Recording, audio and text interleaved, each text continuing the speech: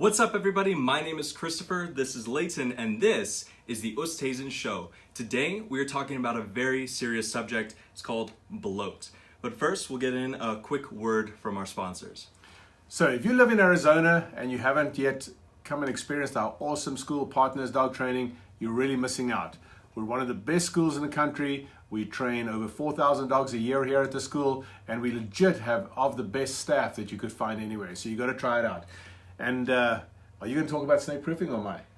We can talk about snake proofing. So the program that I really enjoy, and that is one of my pet favorites and has been for, 17 years, I think we've been doing it now, is snake avoidance training. It started way back when I was involved in search and rescue training, and we weren't happy with the methods that were being used for training our search dogs, and it kind of developed from that into something we use now at law enforcement, military, border patrol, and of course civilians. And snake proofing really is a program. If you hike, if you travel, if you head out, you really go anywhere if your dog's in the desert. Yeah, absolutely. Yeah. Snake avoidance is really something you should consider. And we're going to be talking a bit more about this. I think in a couple of weeks from now, we're going to have a whole program actually dedicated to this. It's not perfect. Nothing is. No training is ever perfect, but it certainly goes a long way to protecting your dog, and we're going to talk a lot about that later on. Yeah, and if you guys aren't lucky enough to be in Arizona where you can't train with us hands-on, check out HeyLudwig on Facebook Messenger. It's a new kind of app that we've released where you can go message it, tell it about your dog, and then Ludwig creates personalized curriculums based on your dog's behavioral traits to address problems, teach tricks, train obedience, and a whole number of other things down the line for as little as $1 to $5 per program. These are programs we charge literally hundreds, thousands of dollars for here at the school, but we packaged it really nicely into an online app on Facebook Messenger. So definitely check that out. If you guys are watching, comment below, say hi on Facebook Live. Remember, we do these every single Wednesday at 6 p.m. And now we'll get into our subject about bloat. Yep. So just one more thing that I wanted to mention as well on the whole program thing. If you are on Facebook, obviously this is how you're getting this. But Christopher mentioned to me the other day that we also do this podcast, or it is also live on. Yep. So we're live on Spotify, iTunes, really anywhere you can listen to podcasts. On HeyLudwig.com. There's a link there for the Oosthuisen Show. You can also access it through partnersdogs.com. We have a link there under the resources tab. So you can watch all the past episodes that have occurred. You can listen to it. So if you're driving, you don't have time to actually watch it live, you can always listen to it and everything. So we typically release all of that around 2 or 3 days after. It's on YouTube as well if you want to watch the video and so forth. But otherwise tune in live on Facebook so you can actually tune in and engage with us while we're doing it. And we really appreciate all the help that we can get. This is a new thing for us, and if you can share with your friends, click on the little share button next to the live feed that you're getting right now. We can't always see who's exactly online. It's difficult for us to do that, and also check on our notes. But it would be great if you guys could actually do that. So let's get on to bloat. So bloat's a subject. It's kind of sad. It's sad in the sense that it's very high risk to dogs, certain types of dogs. I'll talk about that in a little bit. But it's something that is in many cases preventable and treatable and dealable if you know what you're dealing with. So in short, bloat, or it's also called gastric torsion, we used to call that. If you're familiar with horses, a lot of horse people call it colic. It's called GDV in the dog world, gastric dilatation, volvulus. And it's a condition where the stomach twists in a dog, causing a loss of blood, causing gases to build up inside the stomach, and it is a life-threatening situation. And I'm going to give you some tips tonight on how you can actually deal with that and how you can address that, and making sure that if something like that comes up. You're going to talk about some of the symptoms, right? Yeah, so some of the symptoms can be like unproductive vomiting, so trying to vomit, apparent distress, distended abdomen, which is what most people usually recognize as one of the first symptoms. And this could be visible, it could not be visible in some of these symptoms. It's kind of different for every dog. Restlessness, excessive salivation, drooling, panting, pacing, repeated turning and looking back at like their flank or their abdomen, or even just if you don't feel something is right, if they don't have any desire to eat, if they're just acting very lethargic, all of these symptoms can actually be applied to and potentially be a bloat situation. And so, that the actual causes are kind of debated, but you can go to. And on the subject of symptoms, I want to always caution everybody. You know, when we write these notes and when we talk to people, and when you go to your vet, you talk to them, they'll say, well, you know, it'll display these kinds of symptoms. I've experienced bloat probably a dozen to maybe 20 times in my life in various situations. We had it in the military. We had a situation with a Doberman, absolutely fine. Dog was just on his own. He was in his kennel, and all of a sudden he went down. At the time, to be honest, I didn't know what it looked like. I had not experienced it at that stage. There were 3 or 4 of us there at the time, and none of us really knew what to do. We basically saw this dog just collapse, and we rushed the dog to the vets, and we didn't make it in time, and this very valuable, very expensive dog passed away. Now that we've learned a lot more, we've also learned that we don't even know that much about what it is. And so when I mention these symptoms, or when Christopher mentions these symptoms, just keep in mind they don't always present themselves. You know, the one, for instance, where the stomach blows up or swells up, that only comes in a very later stage. So just because you're not seeing a symptom does not mean to say that you're actually experiencing it. Here at Partners, we've encountered bloat maybe 8 or 10 times over the last 20 years. We've been very fortunate that in that time only one of those dogs did not, actually 2 of those dogs did not make it, but all the others did. One of the dogs that did not make it was one that is real sensitive to us, because it was one of our favorite dogs, belonged to a top client, and there was no symptoms, no signs of anything. All of a sudden we noticed the dog was in distress. We raced the dog to the vet, and it was too late. They couldn't save the dog. On all the others, or on most of the others, we were able to recognize it. In actual fact, the most recent one was about 4 months ago. One of the trainers recognized it was a dog that she was very familiar with. And that's one of the symptoms that Christopher mentioned, is that if you have a situation where your dog is just looking off, they just look uncomfortable or whatever, that potentially could be bloat. Well, the trainer was very familiar with this dog. They'd been training it with it for a while. They recognized something was wrong. They called. We have a protocol in place of how they call emergency. In this particular case, I happened to be here. They called me from the office, the training floor. I got down there within 15-20 seconds, took one look at the dog, basically thought, yep, this looks like bloat to me. We have a protocol, and we're going to talk about protocol here in a second of what I suggest to you guys. And we followed the protocol, raced the dog to the vet. We let the vet know ahead of time. We got the dog there, and the dog was fine. It was a Great Dane, and everything worked out okay. But in this particular case, had we not known and recognized and followed all our protocol that I wrote basically a number of years ago, that dog would definitely not have made it. And we found out subsequently the dog had a history of this kind of situation. So when we talk about symptoms, just always remember symptoms don't always present themselves. Yeah, and if you do suspect, your dog of bloating, definitely rush them to the hospital, rush them to a veterinarian right away. This is not something that you can, wait until morning, or that you can try and fix yourself. It's something that really has to be addressed by a veterinarian. Yep. One of the only ways that they can address it is with a process called gastropexy, where they basically they need to go in and do surgery. They untwist the stomach, and then they suture it to the body wall of the dog in order to prevent it from twisting again.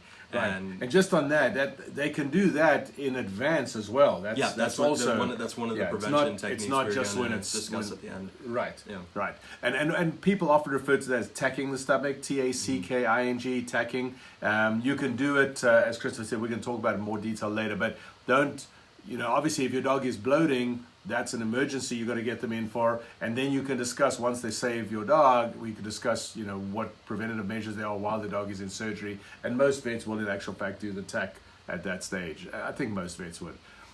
Just want to mention one of the things, well, we're not vets. I'm not a vet. All I know is just from experience, having done this for a long time and been around dogs for a long time, but I'll be the first person to tell you that I'm no vet, and I most definitely don't profess to have the knowledge that some of the vets have. I have a very close friend, Dr. Steve Gilson, who's a phenomenal vet and who has saved 2 of my personal dogs over the years, as well as I think 2 client dogs, including the Great Dane we talked about just now. But obviously there are a lot of vets out there that know how to deal with this and that can deal with it. But you really need a vet that is clued up and can jump on the game straight away. So talking about some of the causes. So one of the problems we have with this whole thing with bloat is that nobody knows exactly what it is that causes bloat.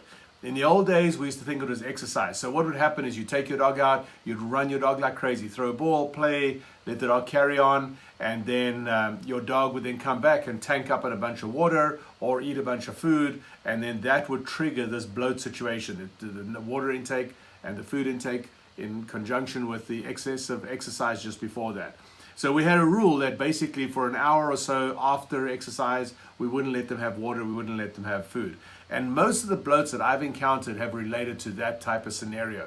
The problem is that there are other scenarios that are present that have nothing to do with exercise. One of our very close friends, Dr. Betsy Gilpin, been a client of mine for close to 20 years, I think now, isn't it? Betsy been out 20 years? Almost as long, at least as long as I've been around. I taught a seminar one day, I believe it was at a seminar, and Betsy was there many years ago, and we were talking about bloat, and it was not as detailed as what tonight is, but we're talking about, how to prevent, how to recognize, what to do if it happens, etc. Anyway, one Sunday morning, and I hope she doesn't mind me telling the story, I'm sure she'll be okay with that, she's told enough people, but one Sunday morning, her and her husband got up, and they were just kind of like moseying around the house. They had not fed their dog yet, and the dog had not had water yet, so it's important, those two factors. Well, anyway, she noticed that her one dog, and I forget which dog it was, she's going to kill me, but anyway, she has a lot of dogs and has had a lot of dogs. But anyways, her dog started presenting some symptoms, and she looked uncomfortable. Dog wouldn't lay down. When the dog lay down, it kind of stood back up again, and she was like, well, I wonder what's going on with my dog. And all of a sudden, she's like, and she tells me to this day, she's like, oh my gosh, my dog must be bloating. She called her vet, rushed the dog to vet, and absolutely, her particular case, the dog had started to go into that condition, and her recognizing it ahead of time saved her dog's life. So in her case, the cause was nothing to do with exercise. Yeah. So there's really no specific thing. The one thing which I do know as well is that a lot of times certain breeds, I think you had a breed list that... Yeah, so like Great Danes, St. Bernards, Weimaraners, really any type of breed with deep, narrow-chested bodies are a higher risk for bloating. I think the statistic, and obviously we don't love statistics because they can definitely be swayed in one direction or another, but the statistic supposedly is that they're 20% higher risk of having a bloat, especially if a dog has a history or like a family history of bloating, so like their parents have bloated, they're not supposed to breed those dogs after that because it can supposedly be passed down into the pups and so forth. So yeah, it's and on that subject of the breeds, something to keep in mind is when we talk about it's family based, it's a genetic thing based on that Dobermans. Particular breed. So as Christopher mentioned, the different breeds, the ones that I've encountered, Shepherds, Great Danes, Dobermans.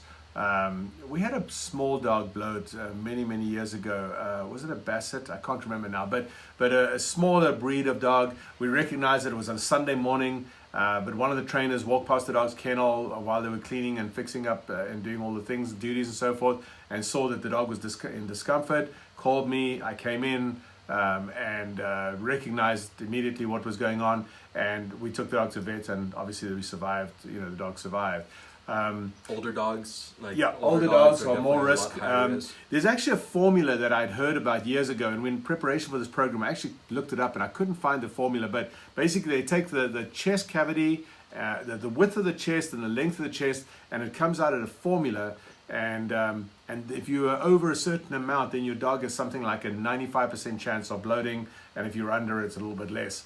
Again, the problem with statistics that I don't like, and the reason why every time we bring up statistics, I'm kind of like saying, I don't like that, is that, we're like the doctor's school for behavioral training. So the vast majority of dogs that come to us have some kind of behavioral issue. So we really get a slanted view of a lot of these things. So for us to start calling statistics and saying, well, we've encountered this, well, yeah, but the majority of dogs we train are large breed dogs. So we're going to see more of that than what the average kennel or the average homeowner will see.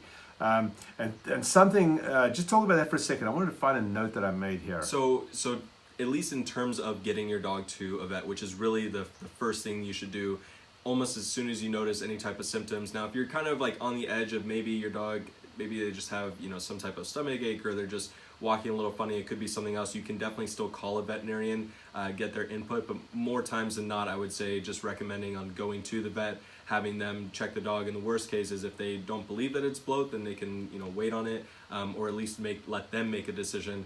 The fact is, though, unfortunately, even dogs that go through treatment where they have that surgery, unfortunately, only 1/3 of dogs actually make it through that surgery. Though that's dogs that are bloated, right? Dogs that are bloated, Yep. Dogs that are bloated that have gone through the surgery, about 1/3 supposedly make it through the surgery. So the chances of survival, definitely not great. Now they're a lot higher the quicker you can get your dog to the vet. That's critical. Timing is absolutely critical. So here are a couple of tips for you on getting your dog to vet. First of all, always know who your emergency vet is. Like, it always amazes me. Hours. The emergency vet is open 24 hours a day, or certainly extended hours at a minimum anyway. There's 4 or 5 of them up here in the North Valley: urgent care, pet urgent care, animal health services. There's one over in Scottsdale, I forget their full name. But know who an emergency vet is. Secondly, put it in your phone under emergency vet. And the reason why I say that is because if that situation presents, you may be in a situation, trying to deal with your dog. It might be a panic situation. You're stressed out. You're traumatized. It's your baby that's sick, and your baby at that point in time is dying. So there's truly not a lot of things that are more traumatic than having a child or a pet in that scenario. I remember when Christopher was a little guy, he developed a hernia in his stomach, and I took him off to hospital, and he was crying and miserable and everything. And the doctor went and pushed his hernia back into his stomach again, and Christopher screamed blue murder. And even though I knew it was the right thing and I knew he was doing the correct thing, I can tell you I wasn't happy about this guy making my child cry. And that story's always stuck in my mind, because that's the friends and family issue where you know it's the right thing, but it's emotional, it's tough, it's distracting. We're always very protective of our animals and of our children. So to go back to the vet thing, make sure you have that number programmed into your phone that you can call it at a moment's notice, or while you're dealing with your dog, you can give it to somebody and say, hey, look up emergency vet and call that number. Secondly, this is what you got to do. When you call it into the vet, if you suspect that you have a bloat, you must inform the vet, hey, we have a potential bloat case coming in, the dog is bloating, we're going to be there in 10 minutes or whatever the case is. And the reason for that is because they can prepare for that. They can get fluids ready, they can get an operating room ready, they understand that time is critical. And trust me, they want to do their best to help you and your dog. So if you call your vet and you can't, or they don't have a vet on staff, or you can't get them there, or they have some issue or whatever, I would have a second or a backup vet. We actually have 4 different vets on that we keep available to us here at the school, so that if we have an emergency, we call the first vet. If that vet's not available for whatever reason, we go straight to the second vet, etc. We've even, in one case, I just remembered now, we called both the first 2 vets at the same time to see which one could get us faster. And I forget which one we went to. But again, preparation is the key to success here, because you have no extra time. Now, here's the factor on time. I had a German Shepherd. In actual fact, it was the predecessor to your dog, Ludwig. Ludwig is, of course, our program that we named. After Christopher's dog. The dog before that was a dog called Isaiah, or Izzy, and he had a situation one day. We were doing bite work training.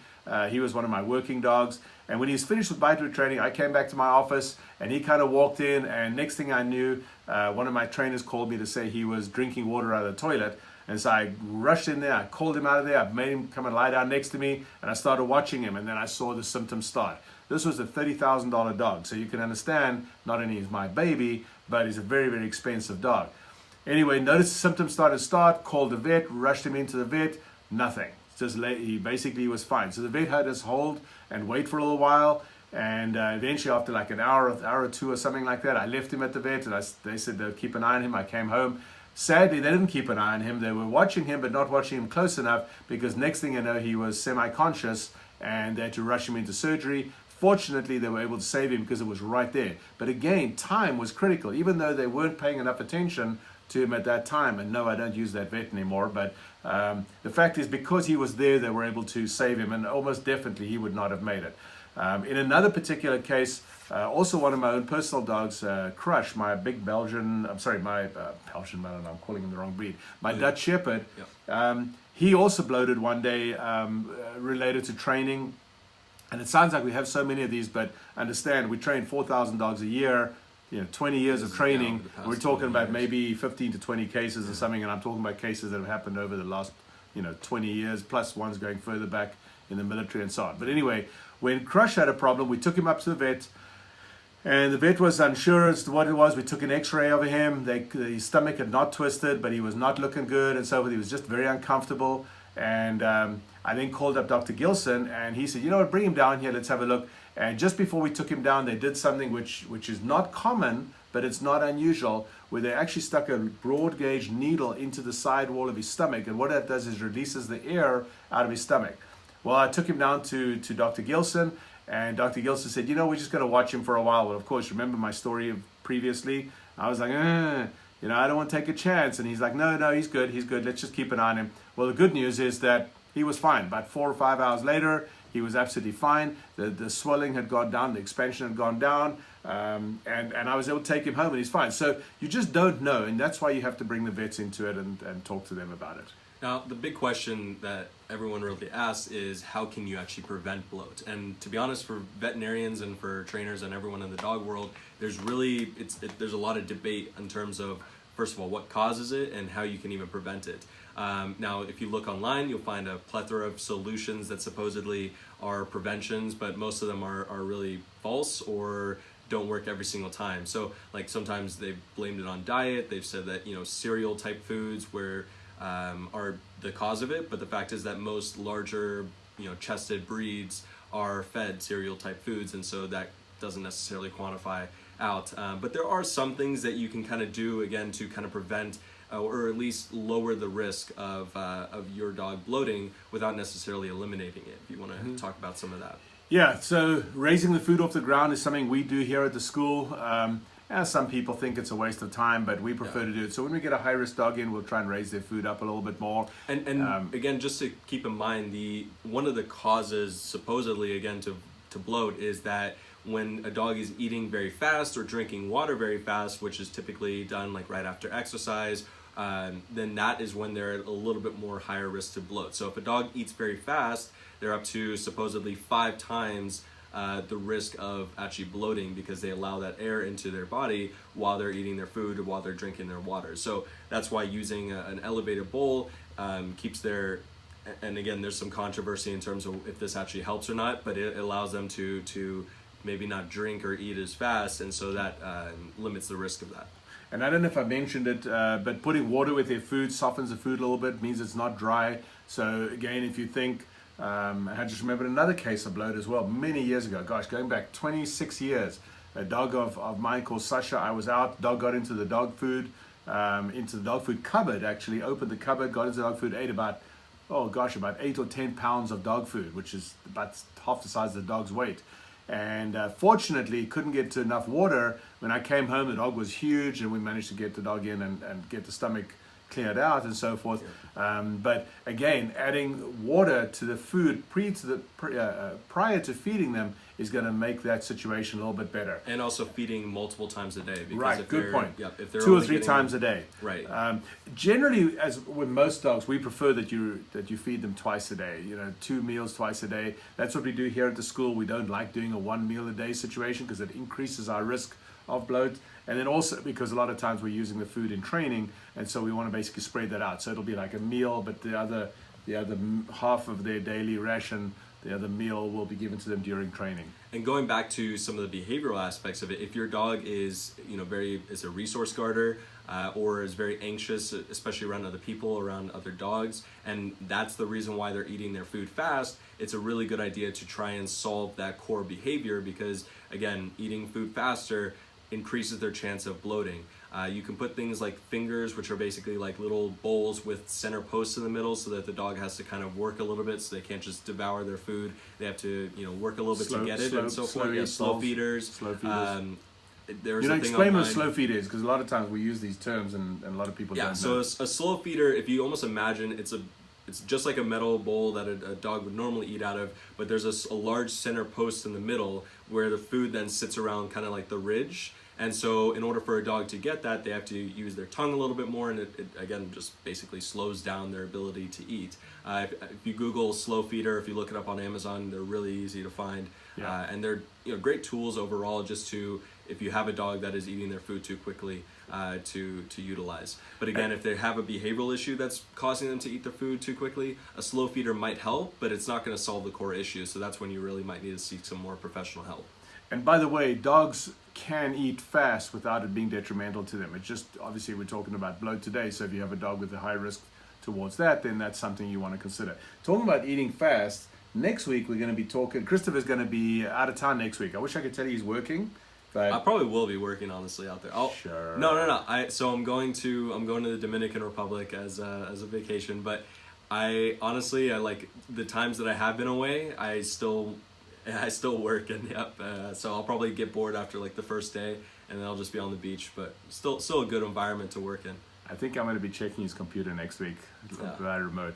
But anyways, so he's off next week, but I'm going to be here. And next week I'm going to be talking about resource guarding. So we talked about food a second ago. Resource guarding, if you have somebody who has a problem with resource guarding, if you don't know what that is, it's basically where a dog shows reactivity or aggression towards eating. And it could just be something as simple as a dog like hiding their toys or hiding their food, or when you walk over, kind of like slouching over their food just a little bit more. There's a whole bunch of different levels, so it's a really fascinating, interesting behavior. And I'm going to bring my my little Yorkie in, and I'll see if I can actually stage it, because this little Yorkie, if you give her a little treat, she resource guards the treat, and you can actually see it in it. She's not supposed to, and she gets corrected for that, but she's a baby and she's learning. But it's actually quite funny to see. Now, of course, that's me being a dad talking instead of me being a trainer, because it's not funny. They shouldn't be doing that. Yeah. So we're going to talk about that next week. Something else that I wanted to bring up as well as we get towards the end of this session is that we're going to start a new segment, and I'm just going to briefly touch on it tonight. Real quick before you get in, you mentioned earlier the trend of a preventative surgical measure to stopping bloat. So it's essentially where that act of suturing the dog's stomach to their body wall, attacking it's called now this is a very complicated word, laparoscopically. Yeah, it's done laparoscopically. Laparoscopically. And that basically reduces the invasiveness of doing that that tacking process. Now, it is not necessarily a bad thing. It's not going to like hurt your dog. It's just not necessarily always needed. And so, depending on whether or not it's cost effective is kind of debated, because you don't necessarily know. Even though your dog might be at higher risk, that doesn't necessarily mean they're going to bloat. So it's kind of based on you, and obviously consulting with your vet to make sure if that's the right choice. Right. And on that procedure, just so that you understand, a lot of times if you're doing medical treatment with your dog anyway, you're doing a spay or a neuter, or you have to have some kind of procedure, or maybe you've got them anesthetic for having the ears done and so forth, that's the time to chat with your vet and see whether you and them determine whether it's worth tacking your dog's stomach. What we're always concerned about is any time you put an animal, even a person, under anesthetic, we're always concerned about the risk, because things go wrong. Many years ago, my top dog, the dog that I became famous for in training, a dog called Bodger, German Shepherd, he was a show dog, he was a competition dog, he was a movie dog. We'd used him in a bunch of different movies and so forth. He was a very famous dog, and his owner, who's one of my clients obviously, took him in one day to just get his ears cleaned. They put him on anesthetic, and he never came back. He died under anesthetic. And afterwards I was like, what the heck were you guys thinking, to the vet? I knew the vet, and I suspect that there was that the vet wasn't watching the dog carefully enough, and this was a big dog. So anytime we're doing surgery on a dog, we're always concerned about safety, and I'm I'm paranoid about that. So I'm not suggesting by any means that you go and have your dog's stomach tacked because they're at risk. But if you're already doing the surgeries, then doing that, especially if they can do it laparoscopically, then that makes it a lot easier. It's a lot easier now than it used to be in the old days. Yep. We covered everything on bloat? Yeah. Right, so obviously, like we said, it's very hard to address necessarily the causes or everything like that. But as long as you really stay vigilant and try and implement as many of the preventative procedures as possible, you can definitely save your dog's life and potentially have to take him to the hospital, but it increases your chance of success. So definitely a very important thing to look out for, especially in the Arizona summer heat that we all know and love. And I just remembered something else I knew I'd looking for, and I just found in my notes where I said that. So one of the things that we always do when we get back from exercise, if your dog's really thirsty, is you give them 5 seconds to drink. So when they start drinking, you count down 5, and then that's it. Take the bowl of water away from them. Make sure they can't get to a toilet. Make sure they can't get to another location, another food, water source or whatever. The second thing you can do is if you take their water bowl or their bucket and you're concerned that you can't watch them closely enough, just put in 1/2 inch to 1 inch of water in the bottom. That's actually what we'll often do if we're doing a hard training session with some of our working dogs or or the dogs that are doing agility or sports, and we put them back in their kennels. We just give them a little bit of water for half an hour to an hour, and then we come and fill the bowl up after that, because then by that stage the risk has subsided. And as I'm saying this, of course, I'm thinking there's going to be people out there saying it has nothing to do with water intake. Yeah, I understand that. And also understand that we don't know exactly what it is. So as far as I'm concerned, we take all the precautions we can, and that way, if something like that should present, we at least have taken the precautions. And make sure you got that phone number programmed into your phone. Okay. Now we're done. Now we're done with that. New so segment. This new little thing that we're going to start doing is something that it breaks my heart to even bring this up, but the world is changing, folks. It's the legal attack on our rights as dog owners, and what it is that, you know, I belong to an organization which is a trainer organization, and it's a membership only. You have to qualify to become a member. And one of the advantages to belong to them is they send out these reports all the time.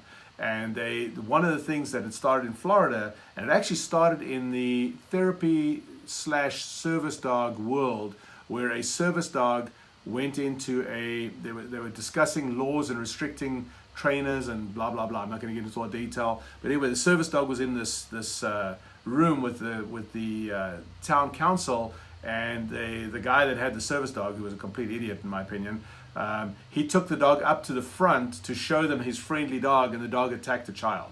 And this was in full view of everybody. And of course, at that stage, they just turned around and they passed this law. The problem is that the law is now affecting a bunch of other people. And what's in that law is they're limiting the types of equipment we use. They're calling e-collars dangerous and bad for dogs. And there's all sorts of things like that are coming down the pike. So, you know, it's unfortunately time that I think we get involved in trying to limit these things, because a lot of these kinds of measures get pushed through by a very tiny minority. But the problem is that it affects all of us. If you don't know, this is not the same thing and not the same law. But for example, there's a 6-foot leash law in Phoenix, in the town of Phoenix.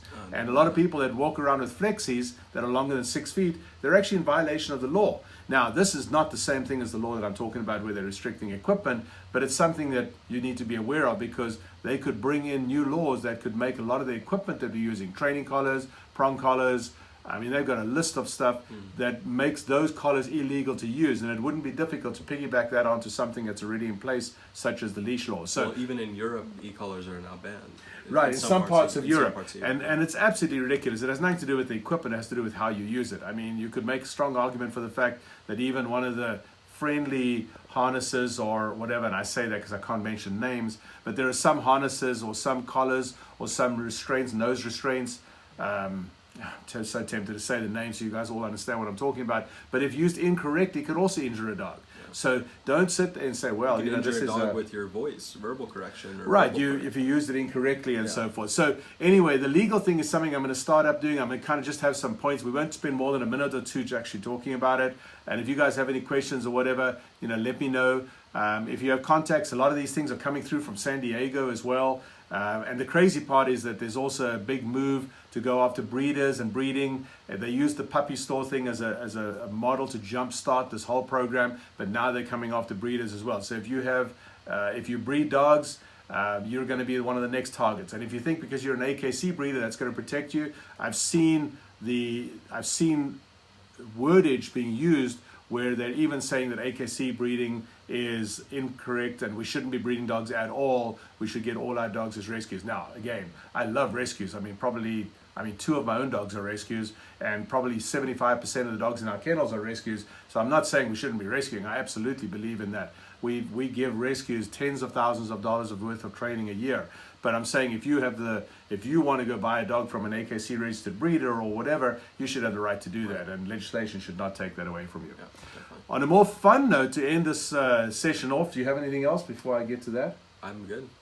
So, well, we have the question of the day, but we can do that after. Yeah, okay, we can. Yeah, let's do that now, actually. Okay, so last week we had Bethany Maddox-Sands on the show. We had an amazing show talking about mindset and focus and how to deal with wins and losses and everything like that in terms of personal development. And remember, this show, guys, the Oosthuisen show is really meant to be about us. So there's so many different aspects of our lives that we want to talk about. Obviously, dogs probably the biggest one, but we also want to talk about business. We want to talk about marketing.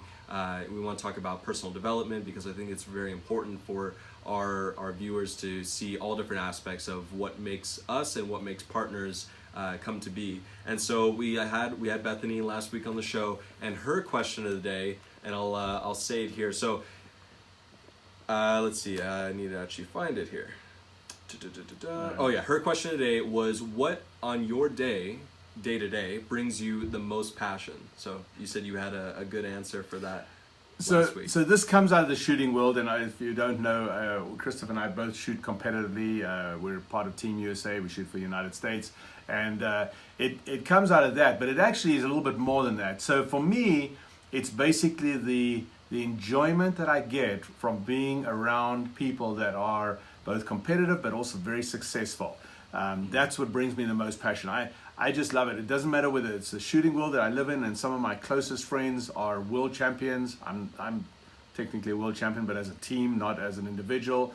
And when you see these guys and you see their performance, this morning at 5:45 this morning, I was talking to a guy called JJ Ricardo. I'm sure none of you know who that is, but he's a world champion shooter. Actually, I don't know. Has he got a world championship? I think he does. Well, anyway, he's probably the #1 shooter in the world right now. But phenomenal guy, really good guy.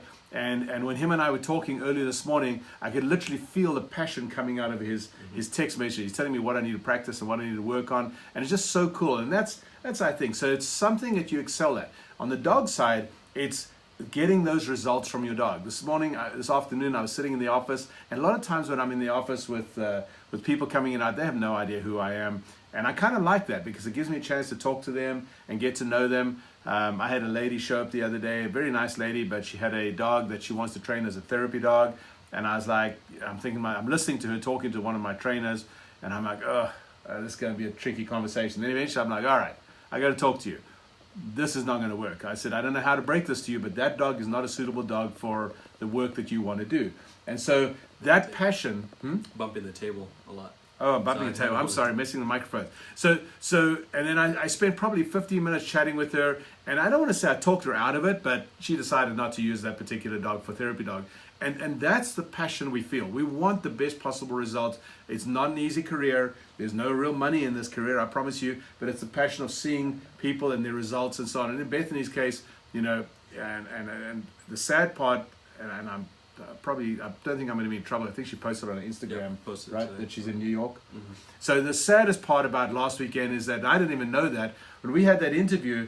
Literally just before Bethany got to our little interview with us, she almost turned around and went home because she just got the news that she had to go in for another surgery. So her talking about, you know, going to the next match in a week and a half's time, which is one of her favorite matches, and on the American tour, that's out for right now. She's got to go back into surgery, back into hospital. In fact, today she had it, so our best wishes and prayers and thoughts. But boy, how tough is that for her to sit here and joke with us and talk about competing and talk about injuries and stuff, knowing that literally, you know, half an hour before that she got this news, and afterwards when she texted me that news, she said, hey, you know, I just wanted to tell you, but and one of the things she wrote, and unfortunately my phone is the one that's used to the recording, I would love to read you a message, but she said basically like, hey, it just shows you we've got to live the life we promote to others. That's the passion.